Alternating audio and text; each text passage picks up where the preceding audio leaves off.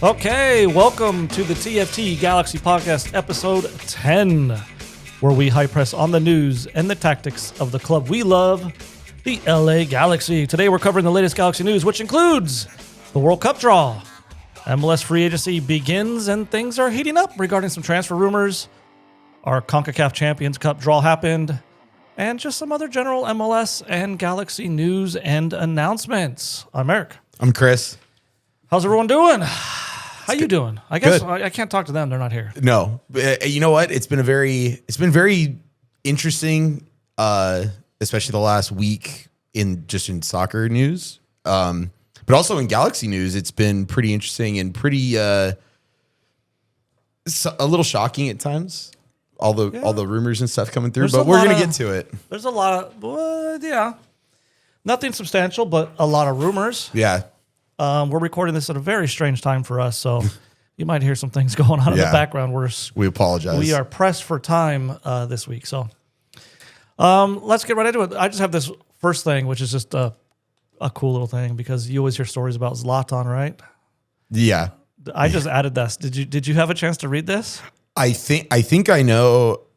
Looking at what it is, I saw the quote that came out of this. Okay, so this is back when on your screen I have the article. It's from Tribuna.com. If you're watching, if you're listening, I'll just read a little of the quotes to you. But Zlatan's time was up 2 years. Yeah, he played 2 years for the Galaxy. Did we have an option on that or something? The way this reads is we could have renewed him. Yes, or I guess we could have tried to sign him again. Whatever it is. So it talks about obviously. No one wanted to tell Zlatan from Galaxy side of things that they weren't going to try and re-sign him. Would you want to try and tell Zlatan? Heck no. So the guy who drew the short straw, of course, was Dennis Teclose, who was the general manager at the time. So he had to go tell Zlatan, we're not renewing you. Now, hold on. Before we go on, as the general manager, wasn't that like his job? Like, isn't that his job? Maybe the coach. I don't know. Maybe someone drops a little rumors. I don't know. We think that because MLS is professional and Galaxy professional club, that things are always done professionally. And like in any workplace, there's not. No. You know, if you're going to get fired, you like tell someone like, hey, tell Chris he's not going to be on the podcast next week. Someone dropped the news to him. Anyways, so he says, a quote from Dennis Teclose, I had to tell him because no one else dared. I called him into my office and I told him we're not going to renew his contract. To which Zlatan replied, that's where you're wrong. I'm not renewing my contract. It's totally something Zlatan would say. That is up there with if PSG want to re-sign me, they'll have to replace the Eiffel Tower with a statue of me. He does some crazy things. His full page ad in the LA Times when he signed for the Galaxy that just said, you're welcome. Yeah. And then my favorite, I tell me if you've heard this one. LeBron James sent him a jersey welcoming to LA. Zlatan received the package, signed the jersey, and then sent it back to LeBron. Yes, that's great. That's when my asked favorite. In one of his prime years, what are you getting your girlfriend for Valentine's Day? He said, what am I getting her? She has me. She doesn't need anything else. He's crazy. There will never be another Zlatan, neither both as a person and a player. Yeah, just it's kind of weird because he's just super arrogant and confident, but it comes off kind of like okay. Well, I mean, he's scored 500 goals in his professional career. It's easy for that to turn you into like a villain, though. Yeah, but I think people mostly see it as entertainment. Yes, but anyways, basically, Zlatan, we're not signing you, and Zlatan's replies, no, I'm not signing you. Yeah. So I'm not signing you. It's kind of interesting, a good way, a little feel good story or a laugh story to get us started before we get into some heavy stuff. The first bit of heavy news here is we had a World Cup draw. It's not directly MLS or Galaxy, but it's kind of tied, right? The World Cup is in America. I'm sure MLS is going to look to capitalize on that opportunity. At the World Cup draw, Maya Yoshida was there and Kobe Jones was there. It looks like Kobe Jones was sent by LA Galaxy.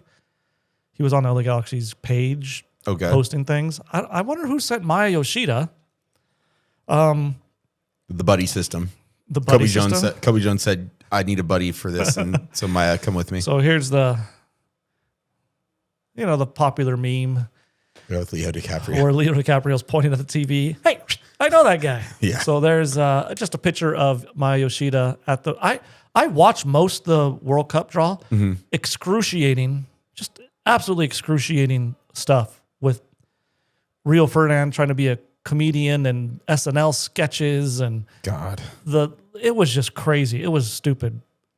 But I didn't make it this far. It looks like Maya Yoshida actually got a TV and they asked him something. I don't know what they asked him. So, but there he is. Yeah. And Kobe Jones was there. Why was Maya Yoshida there? I get it for Kobe Jones. Is he there for Japan? Or is he there for Galaxy and MLS to kind of have a presence there? I don't know. But he was there. I mean, up until this point, he was the most recent MLS Cup winning captain because this happened before the MLS Cup. So that's an interesting little tidbit. Can we stick with Maya Yoshida? Can we stay on the topic of Maya Yoshida? Yeah, before we go back to the World Cup. Sure. I think we saw this at the same time, and I don't know if I messaged you or called you about it, but Maya Yoshida is rumored to be going away from the Galaxy back to Japan in hopes to get a spot in Japan's World Cup squad. So I saw you added that. I think I added the rumor, and then you added onto it. Where did you see? Where does the link come in for him trying to make the Japanese? It was just a part of the blurb that said, he may be looking to make this move in an attempt to make the Japan squad. That doesn't make a whole lot of sense to me, but I would think MLS is stronger than the J League. I would agree with you. I think most 1,000%. I'd agree with you. So moving back to Japan just seems like a weird move, unless he knows something and Galaxy are telling him like, "Hey, you're not going to be a starter, or you're going to be a role player this year." Yeah, and he's looking to transfer to a team and play, 90 minutes to be ready for the World Cup. That's possible, but I don't even know if he makes that Japan team. He's still trying, right? He's going to maybe do everything he can. Yeah.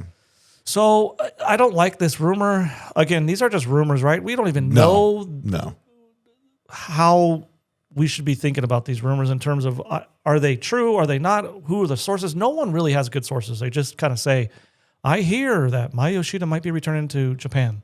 It is nice for us being a podcast because it gives us something to talk about and a little bit of speculation. And of course, at this time of year, everyone's going to be speculated about, including Maya Yoshida. But given the two center backs we have right now, or the three, Garces is going nowhere. No.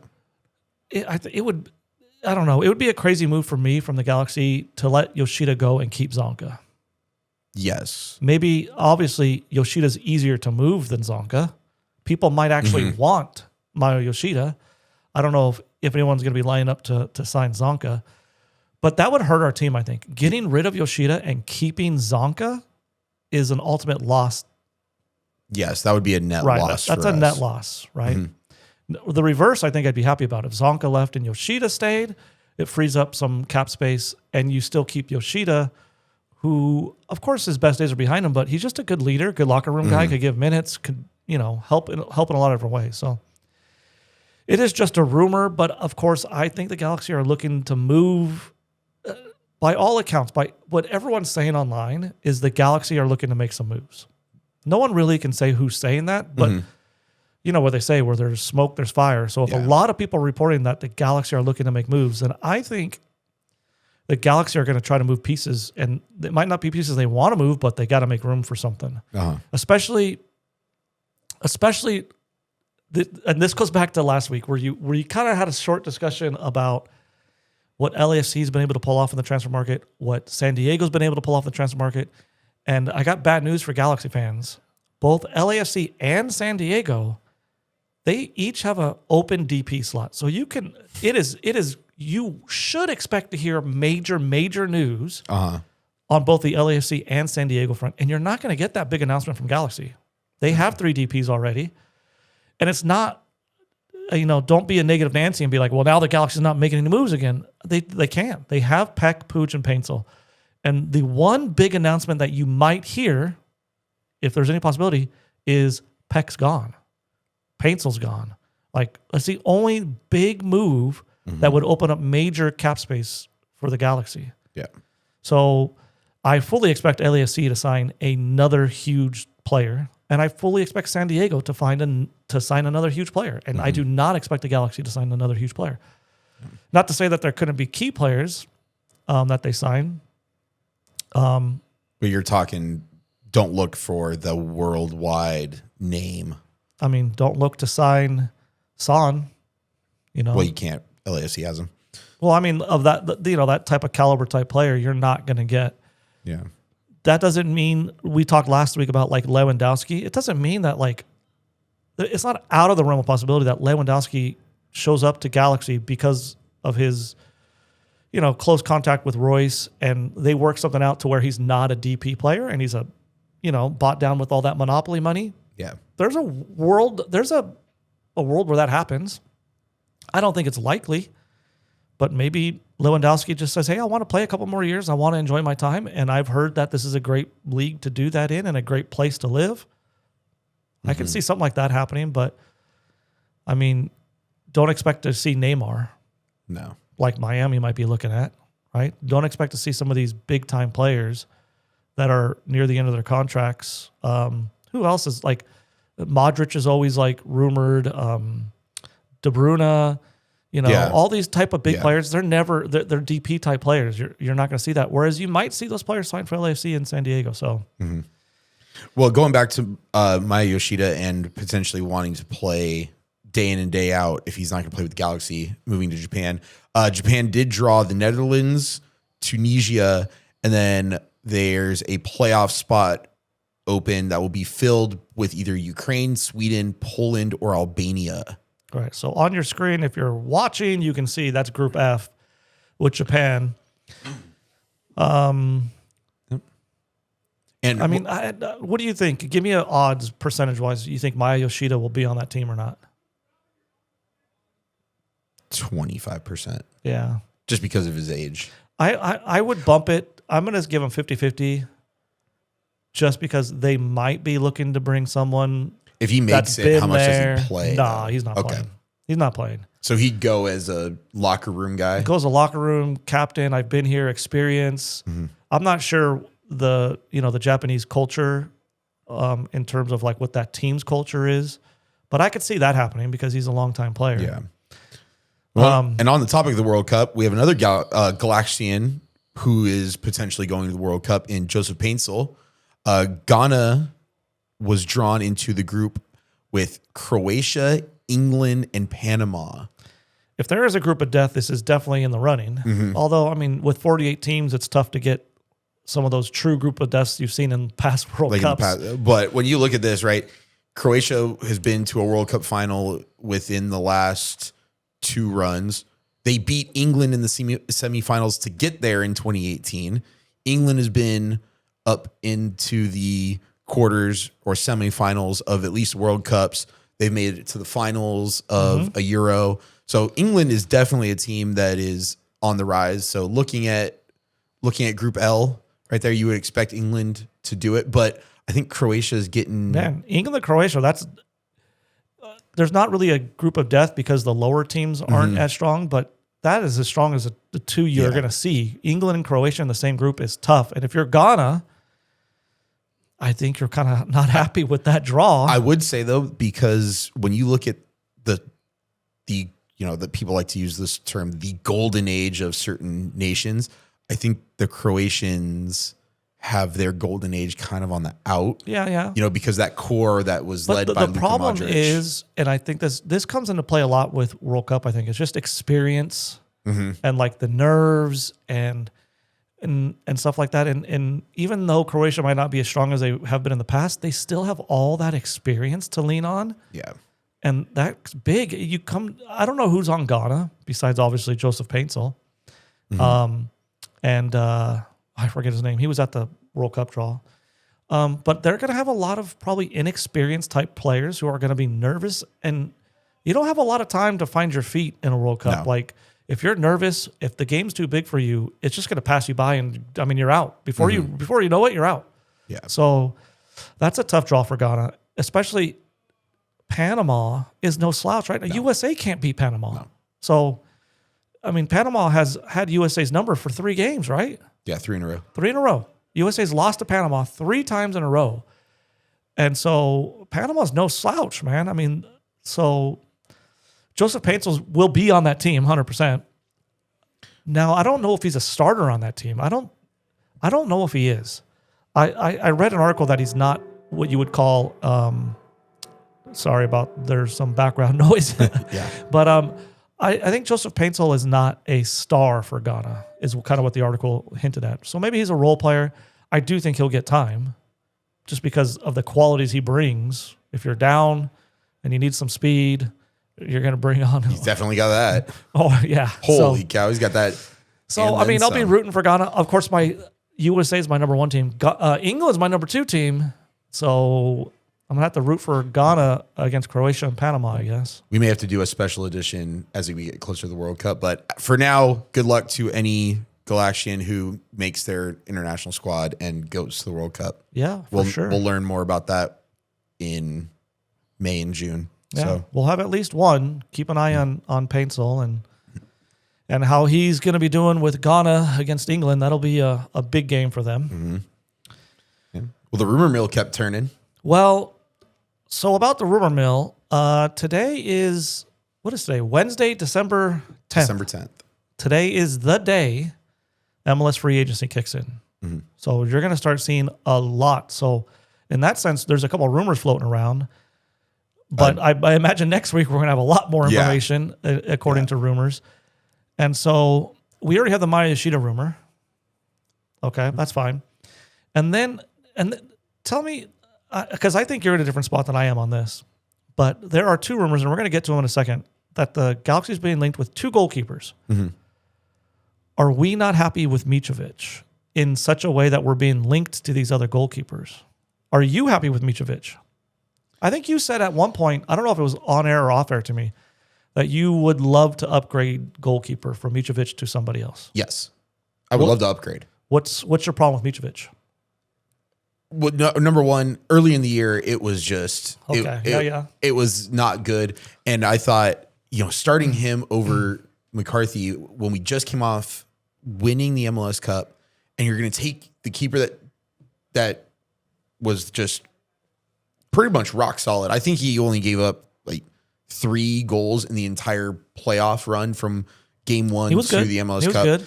And that was my whole thing. And then when Mitrovic had such a bad first few games, I go, I mean, you could tell Mitrovic had a little bit, like we just talked about, like that inexperience. It definitely shined on him. Yeah. The inexperience. I don't know if shine's the right word. It was not good. Shine sounds good. It was a cloud over him, I guess, his inexperience, and he made a couple key mistakes in those first games. But ultimately, I was pretty happy with Mitrovic. I don't think he played terrible. Obviously, he played better than McCarthy because McCarthy's no longer with the team. Well, McCarthy got the job back again at some point for Mitrovic, and then he didn't play so well. That's the big one. And after it's between keepers and they're both not playing well, you might want to ask the question, maybe it's the people in front of the keepers, which clearly I think it was, because I think McCarthy's pretty good, and I think Mitrovic is okay. The problem I have with goalkeeper is it can go poorly for you. An overinvestment in goalkeeper is what I'm concerned about. Okay. Spending a lot of money at a goalkeeper position where, let's say, Mitrovic is okay. Like, he's okay. He does his job. He's not spectacular. I don't want to go invest like $1 million in a goalkeeper, and that's my concern. Okay. And I'm not sure how much these goalkeepers would cost. But we're being linked with 2 goalkeepers. First is Ethan Horvath. He's the U.S. keeper. One of them. He's not the guy. I don't even know if he'll be on the team, actually. But he's at Sheffield Wednesday, which is a championship team? Yes. Okay.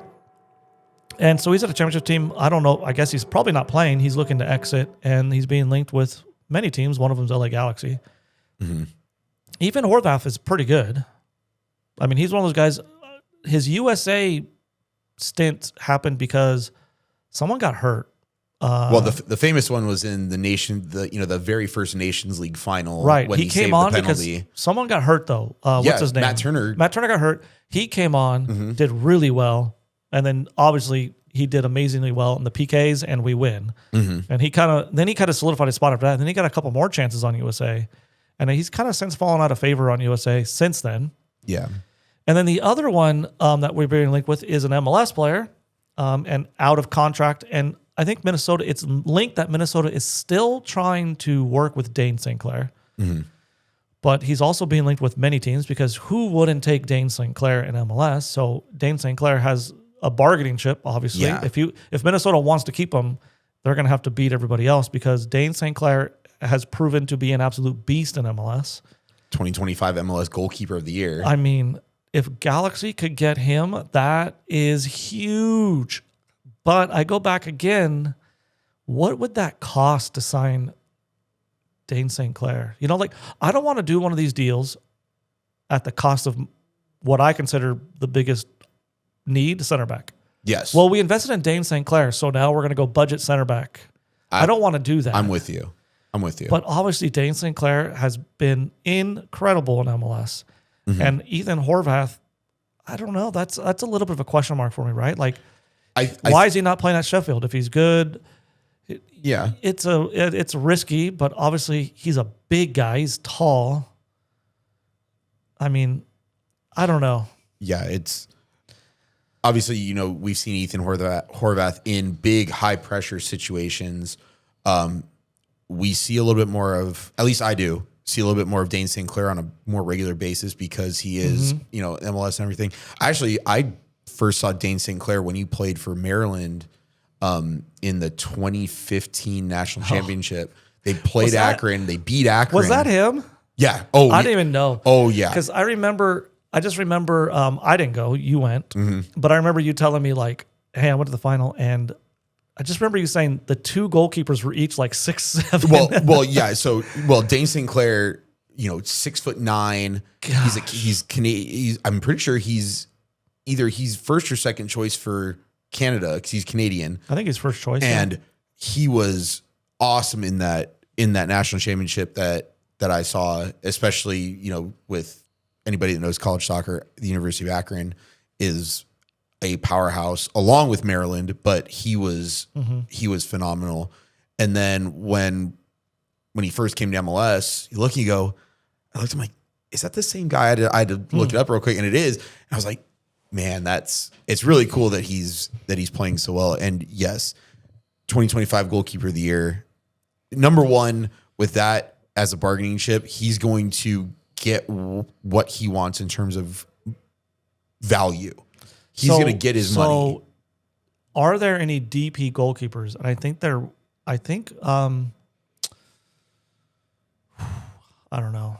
The Portland keeper who came from LAFC, who broke his leg, who's also Canadian. Is he on a DP contract? I'm going to look that up real quick. Portland goalkeeper. Because he might be able to get a DP contract. Maxime Crepeau. Maxime Crepeau. Is he a DP?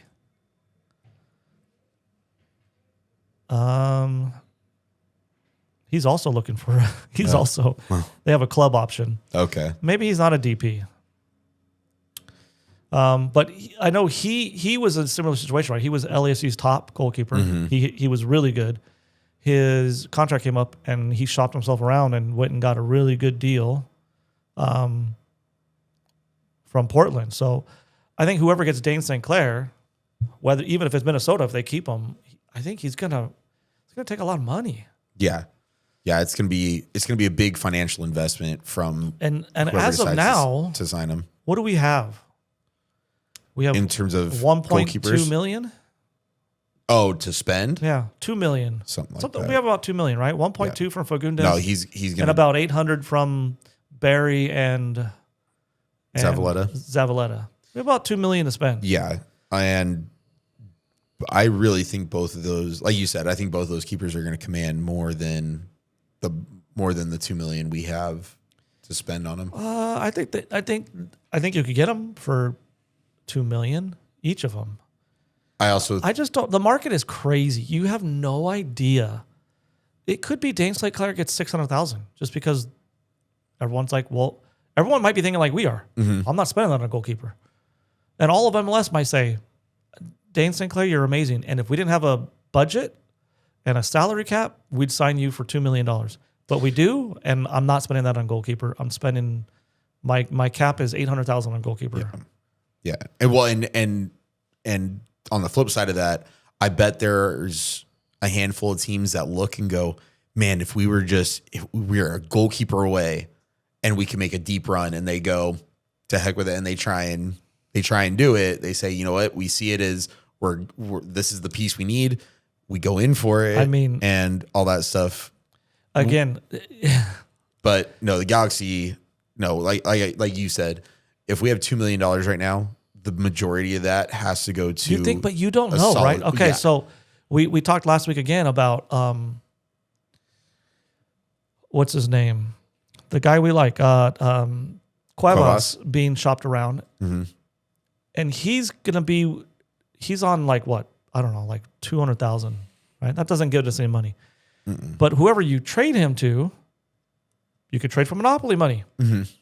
So it could be like, well, LA Galaxy receives $1.2 million in general allocation money for Cuevas. Yeah. And Allison, you're sitting on $3.2 million. Yeah. I don't know if I agree with that move because I really want to keep Cuevas, but if Galaxy move a couple pieces, if they move Yoshida, there's $700,000.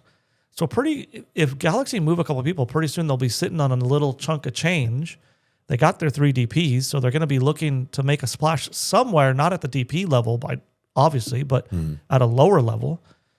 And you could get $1 million general allocation dollars for Cuevas and buy Dane St. Clair down to a non-DP contract and sign him. That's within the realm of possibilities. But you know what? I think what you were saying earlier is right.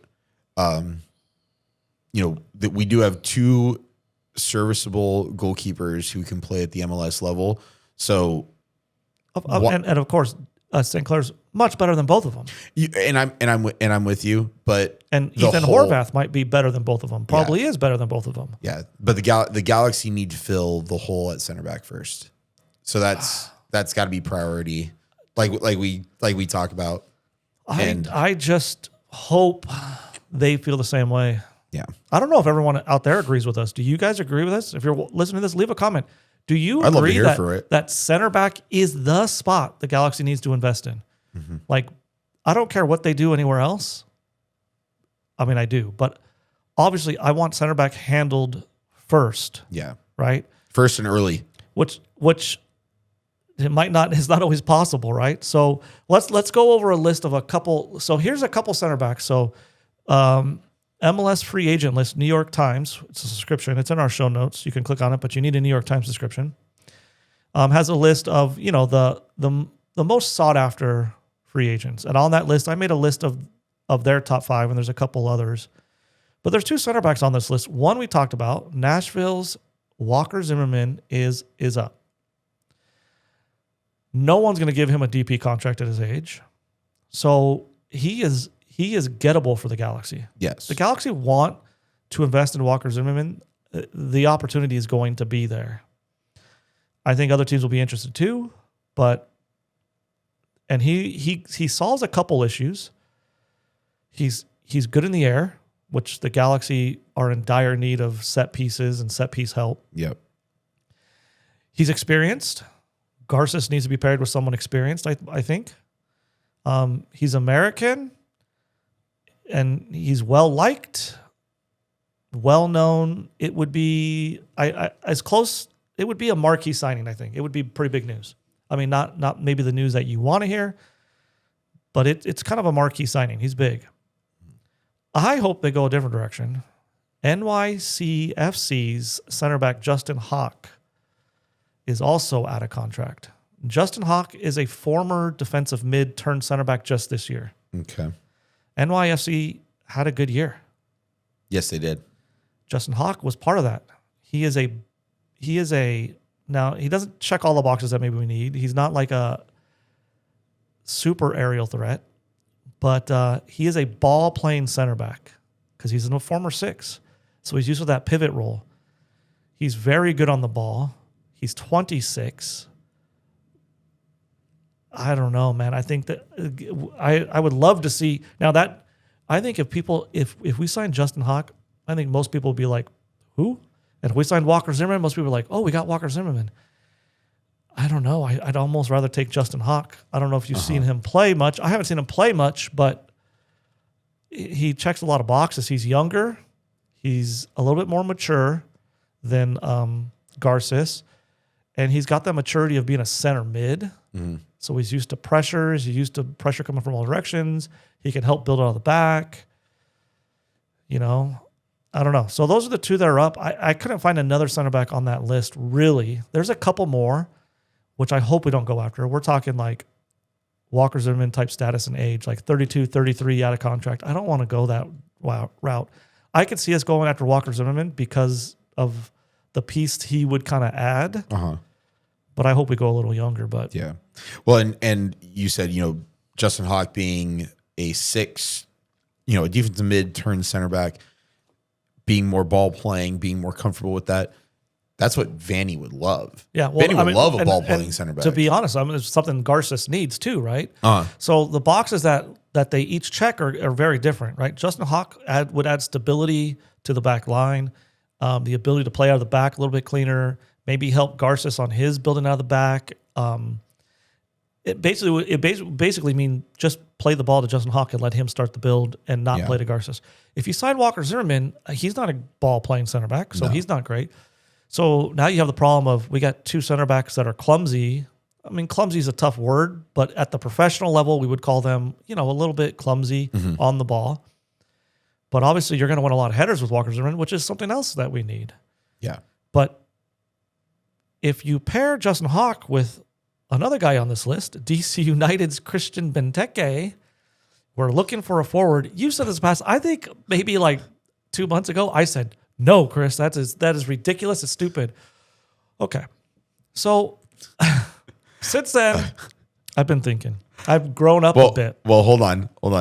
I've been, every time the free agent list has come up, because there's another name on here that I've said since the first time we're gonna get to him. The free agent list has come up. We're gonna get to him. All right. But let's start with Christian Benteke here, because I think this is important. The striker, Christian Benteke, has led MLS in aerial duels won since his first season in 2023. And he is responsible for the two most aerial dominant seasons since MLS started tracking this stat in 2018. To further illustrate the point, in 2024, he won 309 aerial duels. The pre-Benteke record was 174. He doubled the record almost. Mm-hmm. So that is he's really good in the air. Absolute aerial dominance. Mm-hmm. Yeah. I don't know if it fits in with Vanny Ball, but everyone takes corners, Chris. Every team has to take a corner kick. And every team has to defend corner kicks. Yep. Also a fact. And having the best guy in the league in the air would help a whole lot. Instead of playing every corner short and doing some jazzy stuff the Galaxy sometimes do, you could just say, just whip the ball in and let's see what happens. Yeah. If Christian Benteke could score 5 goals and save 5 goals, that is enormous for the Galaxy. Yes. Now, the only problem is Vanny Ball typically does not build around this target forward who's going to sit up top and field crosses. But you know what? Flip that inverted winger and let's see it, man. Yeah. I mean, you and I have been watching Christian Benteke for a long time, especially because we've been watching so much English soccer. So we saw him in multiple times. I still remember, number one, for how big he is, how nimble he is also. Because he scored that scissor bicycle kick for Crystal Palace one year when they played Manchester United. Yeah. And I mean, I don't expect him to do that now, but no. But you know what he does add, which we've talked about, and we talked about last week with Colby Jones. He adds a little bit of bite, man. Yes, a little bit of. Yes, we're gonna toughen up. We're gonna throw some body parts here in this box, and we're gonna see what happens. Yeah, and he's not gonna be falling down in the box trying to get fouls. He's going to be battling. Yeah, and he has a little bit of every time we bring up Ricky, we talk about everybody around Ricky gets better because so much attention goes to Ricky. Mm-hmm. Well, you throw Christian Benteke up top, so much attention when the ball is deep in or around the area goes to Christian Benteke that some people might get lost in the shuffle. I think, and then all of a sudden you have guys scoring who it's crazy because I'm talking to myself because 2 months ago I was like, I don't know, man. But Benteke, and this article is from MLSsoccer.com. It says right here, he's predicted to take a max TAM deal, right? So that's right where the Galaxy wants to be to add some big piece, max TAM deal. Bingo. You add him and center back. I'm not forgetting about center back. I still want a center back. No. Okay, center back comes first. But you add him. Now you have two of the best wingers. Speed.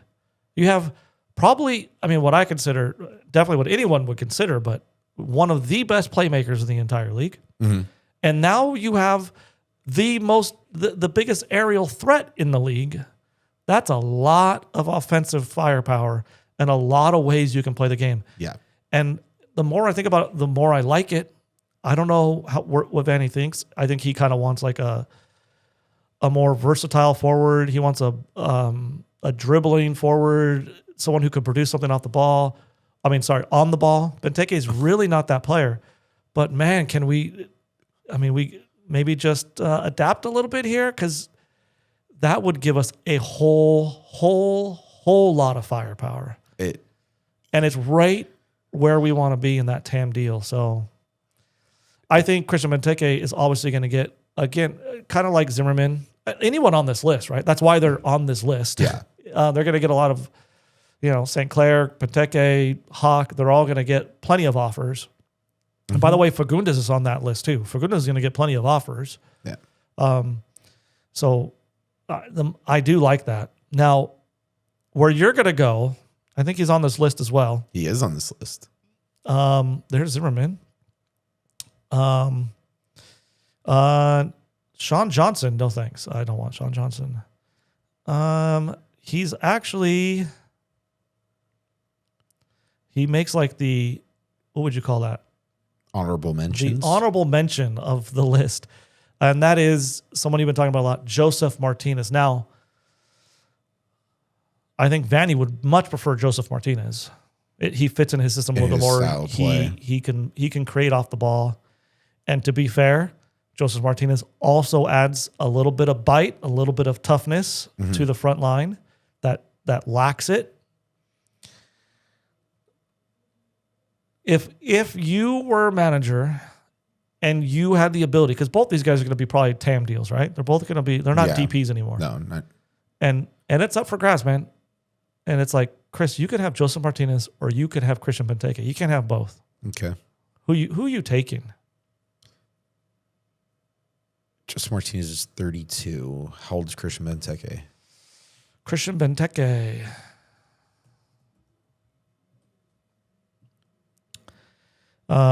Christian Benteke is 35.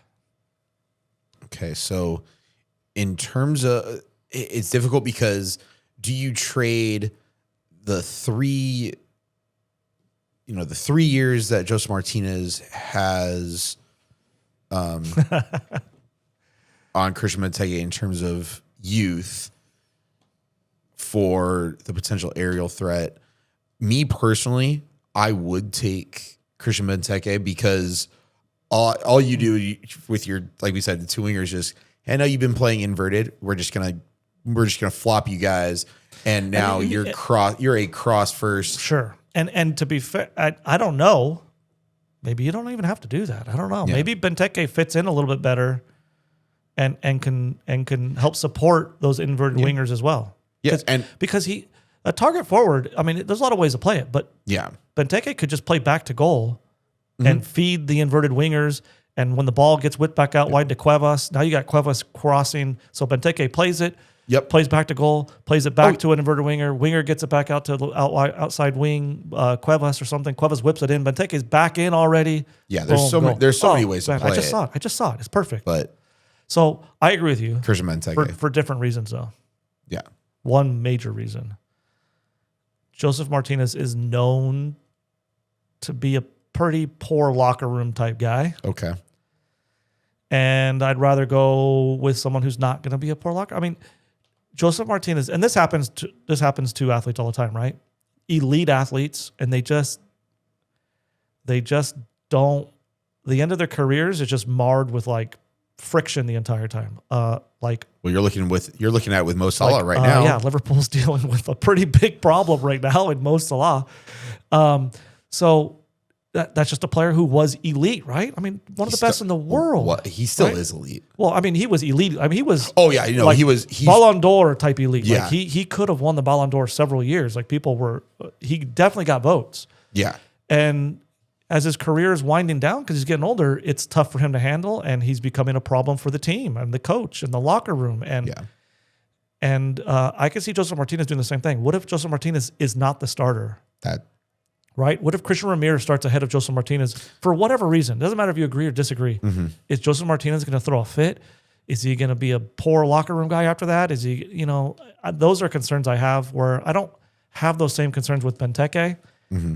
Not to say that Benteke is a better is like some great locker room guy. I don't know if that's true or not, but I just know that Joseph Martinez is not. And there's a reason why he keeps getting moved.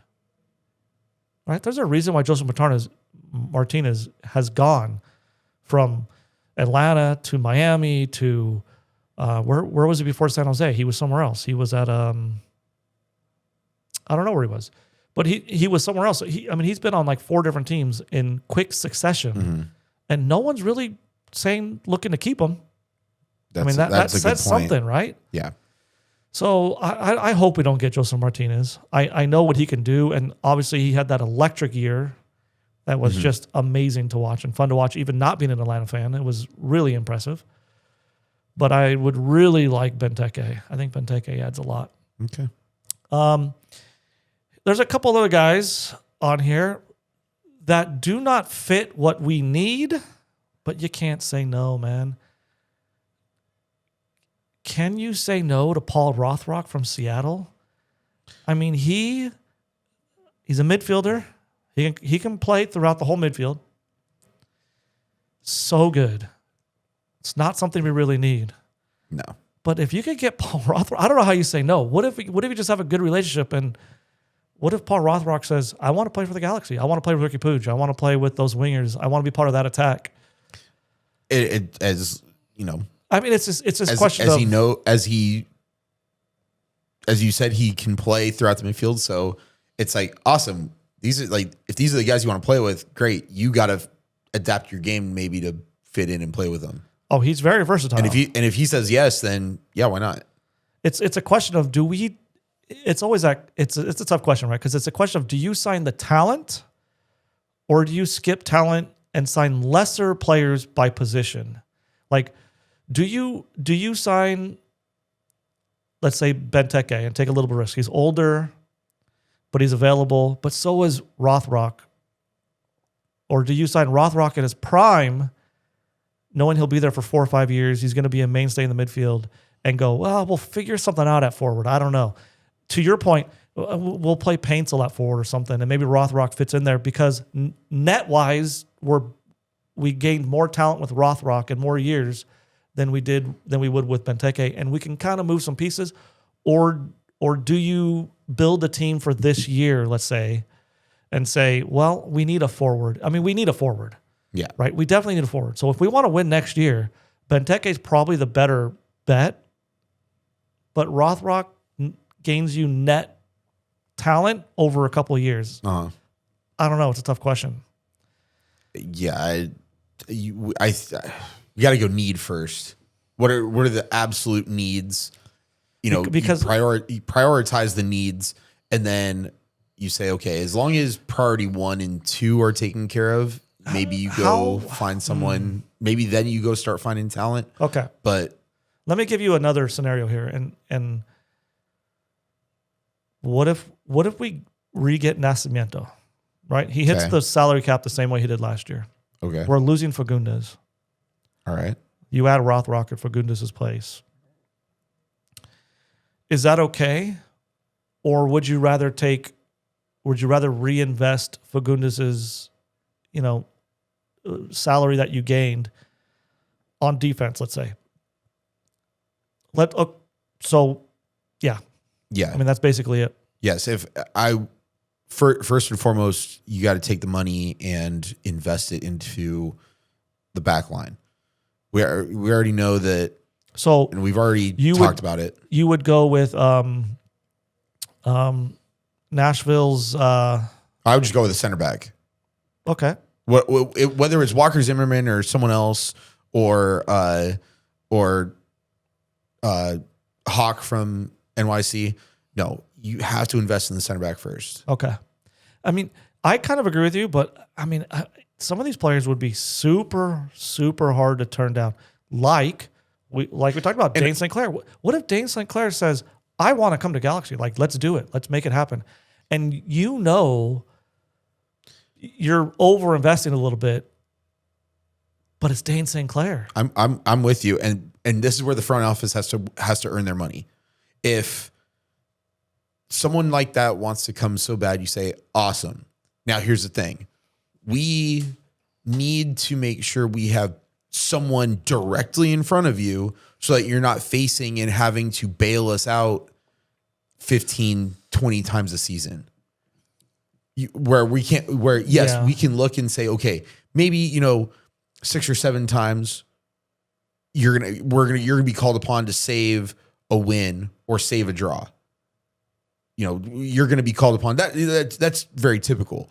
But right now we don't have the people in place to make that happen. It's like you're gonna as that percentage goes up of number of times that call it Dane St. Clair has to bail us out, the more opportunities that something's not gonna work. I mean, yeah, Mitrovic bailed us out several times himself, right? Breakaways which and he stuff did. like that. Yes, but the more opportunities that we give the other teams because we don't have a strong center back pairing, or we're relying too much on older or untested center backs, the more you're asking of your goalkeeper. And I mean, but the law of percentages, it's going to go wrong. I agree with you. So center back first. Yes. Even if it means saying no to someone who's interested, that's a really good player. I think you got to go center back, right? Well, now not saying no, but saying we have to, we will do this. We will take care of you. But number one, it may not be the financial number you're looking for because we need to fill the bigger hole first. Okay. So I agree with you. So the way I see this is kind of like dominoes, right? The first domino to fall has to be center back. Yeah. You got to figure out the center back position. Mm-hmm. But because it's the first, it's the most important too. So pulling the trigger early is a good thing because it allows the dominoes to start falling. But it's also a bad thing because what if you pull the trigger too early and somebody else comes along and man, if we would have just waited 3 more weeks, we could have got so-and-so. To this point, I'm going to ask you just point blank this question. We've seen in the past year, the way the Galaxy gives up goals, counterattacks, because the center back positioning was not great, and Maya's a little slow, and many times Garces would bail us out just with speed, and when he wasn't in, well, he couldn't bail us out. Mm-hmm. Plus, maybe out of position on the right hand side, whether it's Cuevas or Yamane pushing up too high. And so the teams we struggle with tend to be the teams that are hitting us on counterattack. LAFC is a counterattacking team, and that's how they score their goals on us. Mm-hmm. And it's one of the high concerns I have is on that counterattack. Does Walker Zimmerman help us defend those counterattacks? Does it move the needle enough to say, well, Walker Zimmerman's the man? Or do you look at Walker Zimmerman and go, well, he's really not the type of center back to get back and save counterattacks? Or do you think his experience as an organization helps enough to where it will help with that problem? I think that's where you look at a different center back other than, you look at Walker Zimmerman and say, can you help us with that? And if The answer is no, which I what is agree your with you. answer? I don't think it is. Right? Go with with the two that we talked about right here, Justin Hawk and Walker Zimmerman. Start with Justin Hawk. Yeah. Make that priority number one, and say this is our priority. Have the plan in place, and then you stick with it. You can't, because if it's always thinking about, well, someone better is going to come along, someone better is going to come along, you're going to get to the beginning of the year and go, oh wow, we missed out on everybody because we thought someone better was going to come along. Okay, let me ask you this question then. One of these guys, or an unknown South American player from maybe Honduras or Panama or one of these smaller leagues where they're doing really well, like Garces, right? Yeah. Like a Garces, where they're doing really well. Do you take a risk? Because here's what I'm saying. If you take a risk on one of those guys, you're paying less money than you're going to pay Walker Zimmerman. So is it worth it to take a risk on one of those guys, try to find the next Garces, not in play style, but the next talent of Garces, a more mature kind of center back than Garces, and save some dollars and then reinvest somewhere else, like forward, or you grab yourself Paul Rothrock or something to strengthen your midfield and risk it, or go with a known entity like Zimmerman or Hawk. You're going to overpay probably a little bit, and now you're not going to have as much wiggle room to kind of strengthen other areas. What would you do?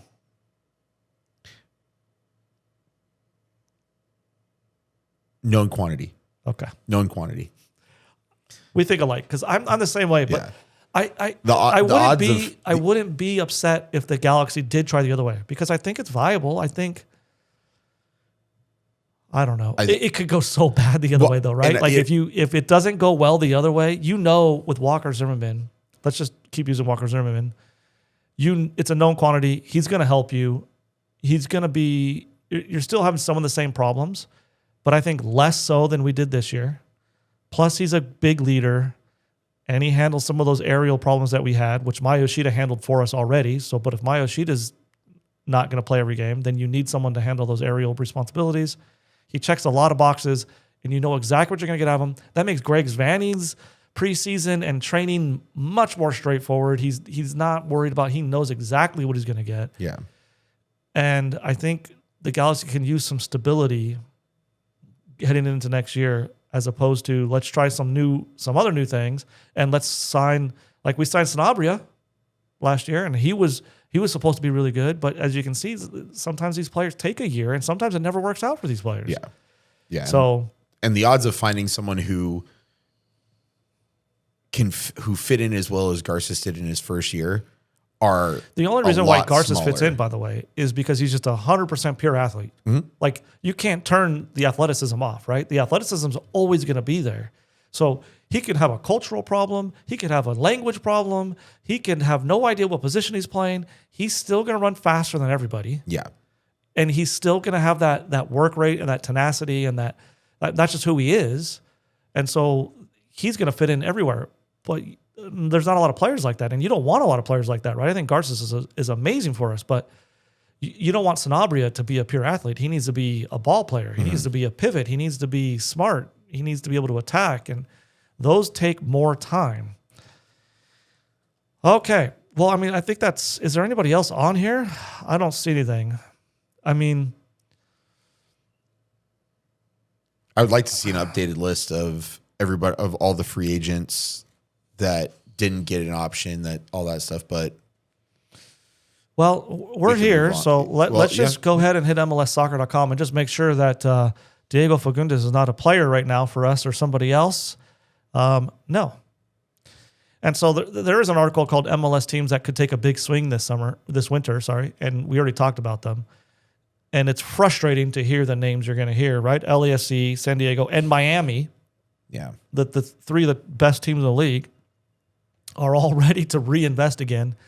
And we're sitting here as one of the worst teams in the league last year, struggling to find investment opportunities, and they're not going to. Yeah. But that's just a mechanism of the league and the salary cap.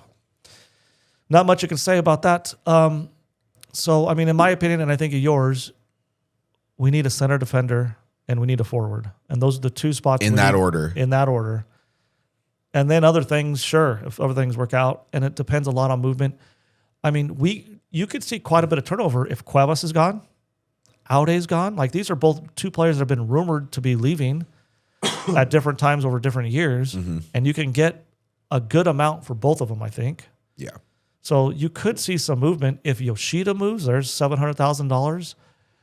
So you could see the Galaxy be very, very busy. You could also see the Galaxy not be too busy. If all those players end up staying, you can see them not being too busy. I don't think anything else is here in terms of rumors. Nope. We're going to have to wait and see see where that goes. I think by next week, we'll know more, right? Actually, I think they have about a week or 2 weeks to make like an offer before it hits. I think next week. Another thing. A week from today, so the 17th. So things will probably move fairly fast, and if Galaxy doesn't move fast, someone else will, right? Yeah. Like, someone's going to look up to get St. Clair fast. Why would they wait? If they have the money, they have the cap space, and they want to do it, let's do it. Why would we wait for other teams? Exactly. Okay. In some other Galaxy news, the Galaxy was named. This is kind of cool, right? The Galaxy was named Community Impact Club of the Year, and this is an award that is voted on by all the other teams. So it's not it's something your peers give you. The award was voted on by all 30 MLS clubs. I don't know who at the MLS clubs, but all 30. And so Galaxy won the Impact Club of the Year, and largely because of these stats right here, which is kind of impressive. 800 plus hours volunteered by LA Galaxy players, staff, and alumni this year. $2 million in monetary and in-kind donations to the LA community in support of programs for inclusion, health, and education. 4,000 plus pounds of recyclables redeemed through California Redemption Value for new equipment for youth. 56 organizations amplified and supported through collaborative efforts, and over 5,000 youth served through youth development programming, and more. Right? There's more here. But the Galaxy is very, very active in the LA community, and the players are very active in the LA community. So it's always nice to see. I mean, soccer is bigger than just the sport. Yeah. So giving back to the community is big, and Galaxy happens to be the best team in the league out of all 30 teams at giving back to the Los Angeles community. So another feel-good story. So that's pretty good. It's very good. All right. Up next, our CONCACAF Champions Cup draw happened yesterday. Unfortunately, we don't know the dates yet. We do know that we are going to face Sporting San Miguelito, which is from Panama. Which has, again, been USA's Achilles heel. But in this case, the LA Galaxy will largely be favored. You would imagine, yeah. And so if there's another story here, so the draw strength here, Galaxy kind of really lucked out. We have the best draw strength, according to MLSsoccer.com. And who wrote this article? Sam Jones. The Galaxy are getting, I'm just going to read here what the MLS Soccer's official website says about Galaxy's draw. The Galaxy are getting a much-needed chance to reintegrate Ricky Puig at a slower tempo. They'll face Panama Sporting San Miguelito in round 1, then Jamaica's Mountain Pleasant in the round of 16 if they advance. There are no givens in CONCACAF, but the Galaxy are one of just 2 MLS teams to avoid an MLS or Liga MX's side until the quarterfinals. So a pretty advantageous draw for us. A Panama team, and if we win, which we absolutely should, a Jamaican team, which we should win too. And we should be in the quarterfinals, right? If everything goes well and we play the way we feel like we should. And I think, and seeing that LAFC was second on that list, there is, as you follow the bracket, there is the potential for an El Tráfico as the semifinal of this tournament. Yeah, so there you go. Galaxy's right here against Sporting.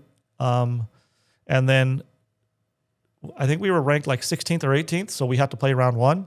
The Jamaican team is ranked higher than us, actually, so we will move to to the round of 16 if we win. And on the same side, as you just discussed, LAFC is right here. They play Real España and then Alajuelense, and they could meet in the semifinals. Mm-hmm. But, I mean, pretty good draw.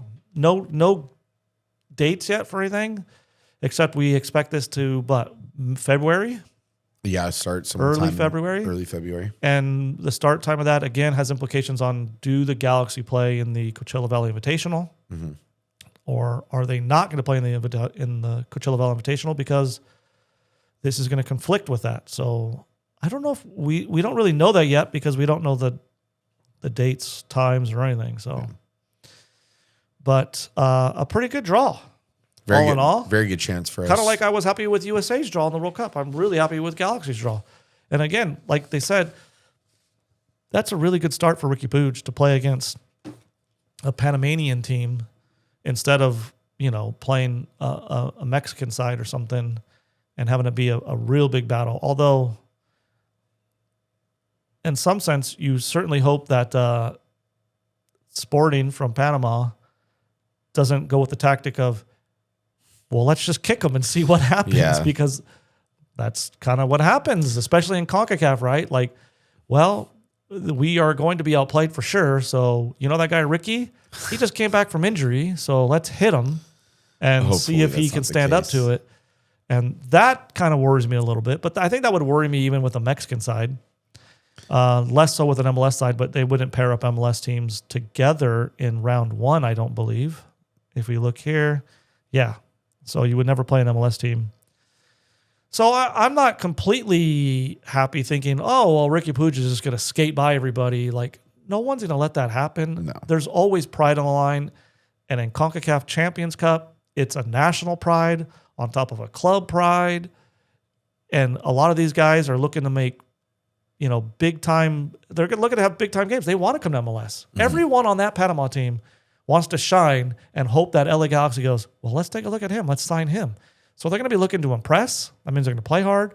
They're going to be playing with some passion, and there's going to be some pride on the line. So I don't expect it to be a walk in the park, but should really, looking at that, quarterfinals should be the first time where you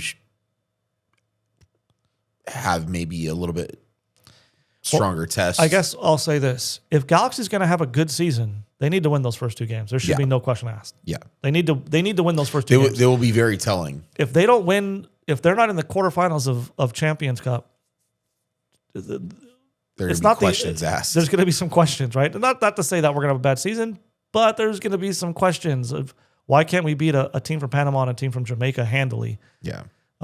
So there's that pretty good draw for Galaxy. Something we were wrong about, but I think everyone was. No one knew this rule existed until it was released. We said a couple weeks ago that LA Galaxy would be participating in US Open Cup. Well, not we. Chris said it. And I just agreed because I didn't really know. But it turns out Chris was wrong. But wait, didn't 2 weeks ago that I said that we're actually not going to play? I don't know. Did you? Yeah. Okay. I guess he's right then. Check the tape. I never said that. Check the tape. In today's political climate, you could just say things and claim never to have said it. But anyways, so we will not be playing in the U.S. Open Cup. And we're not in Leagues Cup. No. So we're only in CONCACAF Champions Cup. That's it, right? Am I missing anything? Other than Champions Cup in the MLS. Are they doing some weird other cup sometimes where they have two Mexican teams, two American teams, and Nope. Arsenal comes over and they call it Nope. Okay. So we're only in, you don't have to worry about any of these other competitions, I guess. Leagues Cup, we're out. US Open Cup, we're out. All you should be paying attention to, for Galaxy at least, is the CONCACAF Champions Cup. So keep an eye out for any dates coming up with them. Galaxy says that the dates will be out soon, and as soon as the dates come out, they're going to start selling tickets.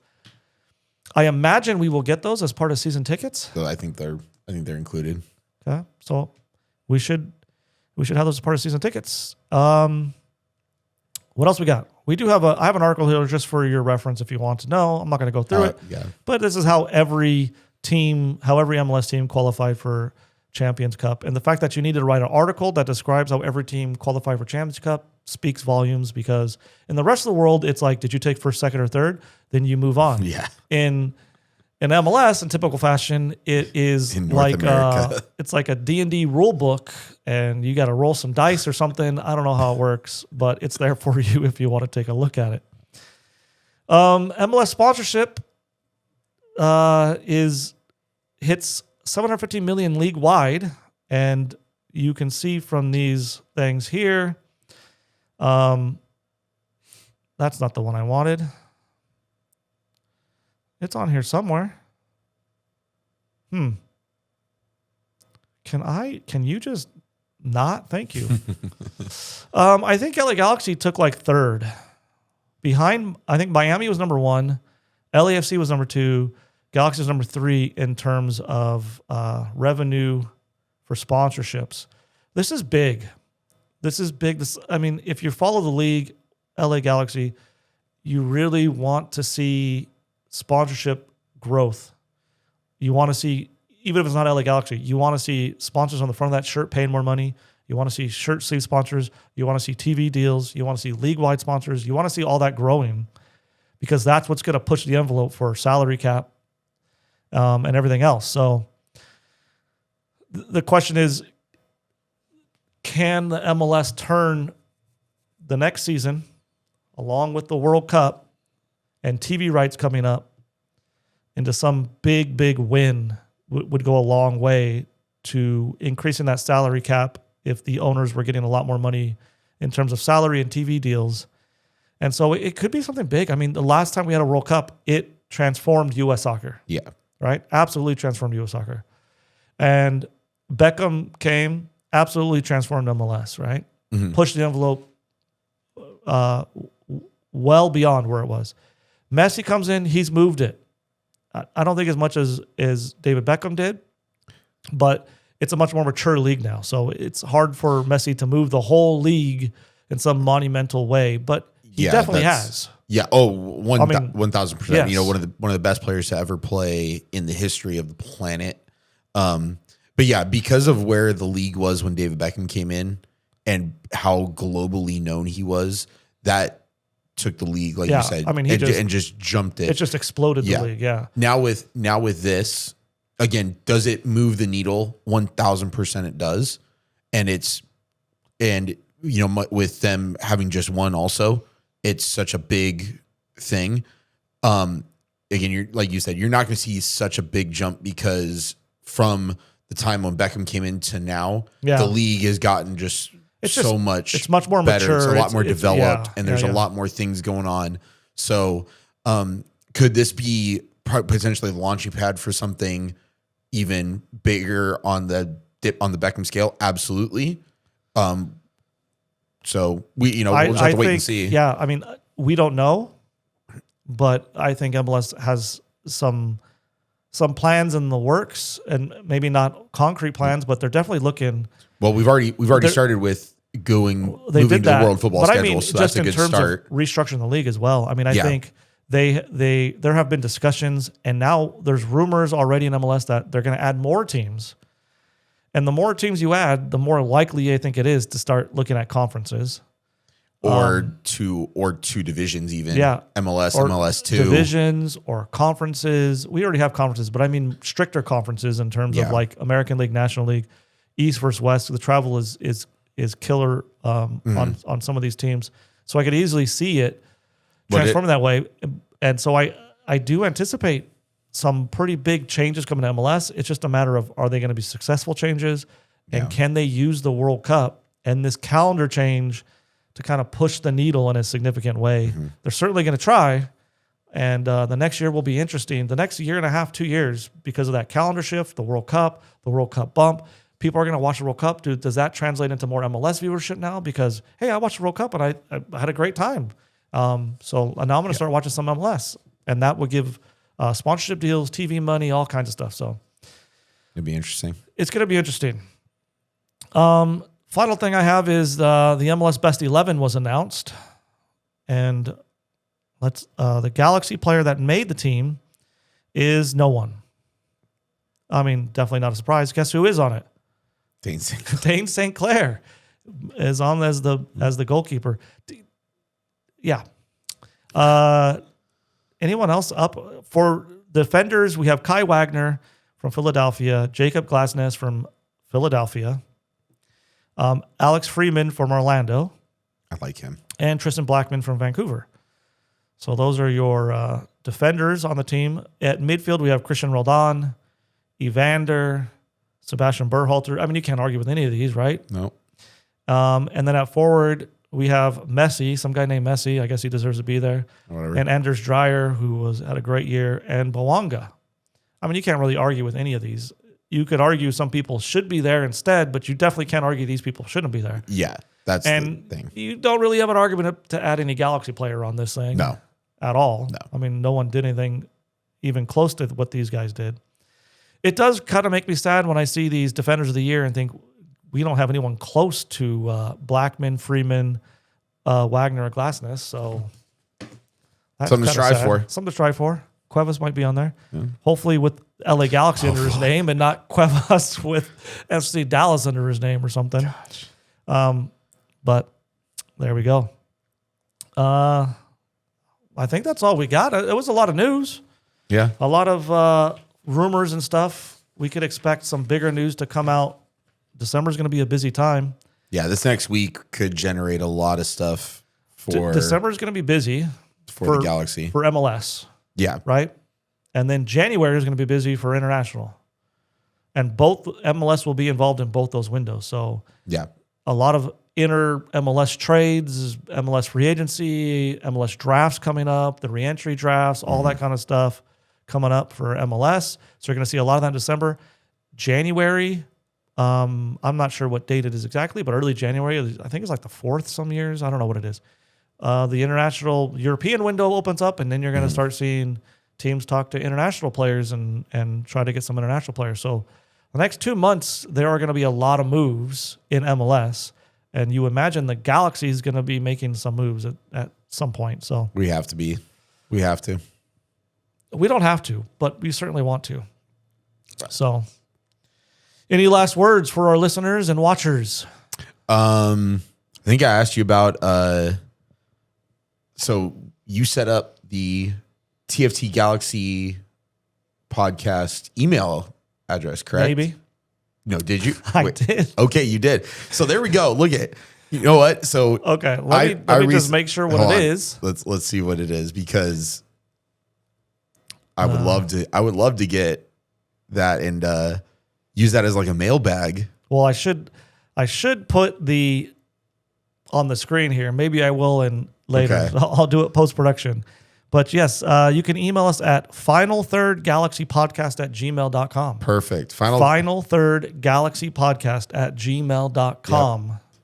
Send us questions, topics you want us to cover. It's right there. You can see it. Yep. It's right there. It's going to be right there. It's going to be right there. Okay. Yeah. So. Yeah, send us an email. Who do you want the Galaxy to sign? Who do you want the Galaxy to get rid of? Are you a Cuevas fan? Do you want him gone? What about Yoshida? Do you want him to come back? All right. Benteke? Do you want him? Or do you want Joseph Martinez? Whatever you got. Zimmerman? Is he the solution? Do you not want Zimmerman? Let us know your thoughts. Let us know your thoughts. And we will read them on the air. Yeah. We promise. As long as they don't have foul language and treat us rudely. We're a respectable podcast. We are. All right. Well, thanks for listening. Thanks for watching. As always, it's a little bit of a slow day, but we had some rumors for you, and we enjoy being here. We enjoy talking to each other. We enjoy talking to you, and we hope you enjoy listening to us. And we'll see you next week. Goodbye, everyone. Have a good one, guys.